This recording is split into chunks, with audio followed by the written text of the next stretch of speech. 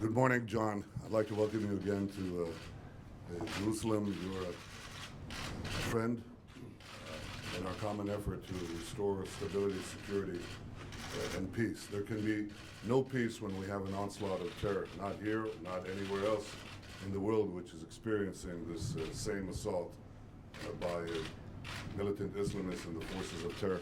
Israel is fighting these forces every hour. We're fighting them directly against the terrorists themselves. We're fighting also against the sources of incitement. And we believe that the entire international community should support this effort. It's not only our battle, it's everyone's battle.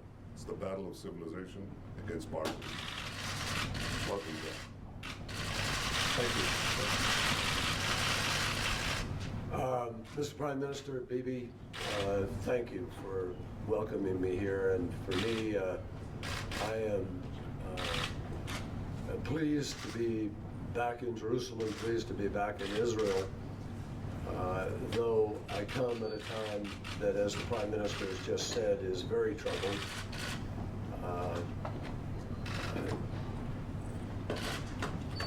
Clearly, no people anywhere should live with daily violence, with attacks in the streets, with knives or scissors or cars.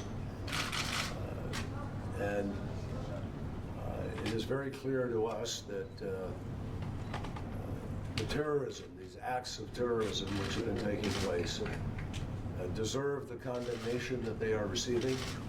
And today I express my complete condemnation for any act of terror that takes innocent lives and disrupts the day-to-day life of a nation. Israel has every right in the world to defend itself. It has an obligation to defend itself. And it will, and it is. Our thoughts and prayers are with innocent people who have been hurt in this process.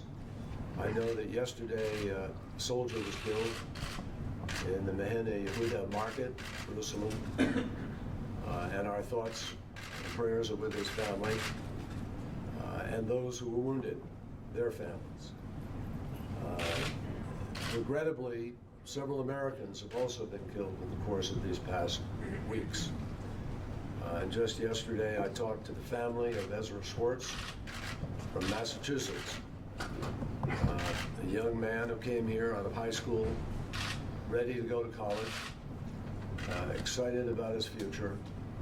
And yesterday, his family was sitting in Shiva, and I talked to them and heard their feelings, the feelings of any parent for the loss of a child. So I'm here today to talk with the Prime Minister about the ways that we can work together, all of us, the international community, to push back against terrorism, to push back against senseless violence, and to find a way forward to restore calm and to begin to provide the opportunities that most reasonable people in every part of the world are seeking for themselves and for their families. We have much to talk about.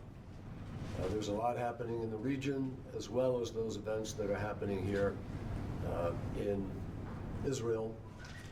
And we are deeply concerned about Syria, about Daesh, about regional unrest. We all have an interest, needless to say, in working together against this spasm of violence that is interrupting too much of the daily life of too many nations. So, Mr. Prime Minister, thank you for your welcome. I'm pleased to be back here to continue to work with you on these issues, and I thank you for your always generous welcome. Thank you.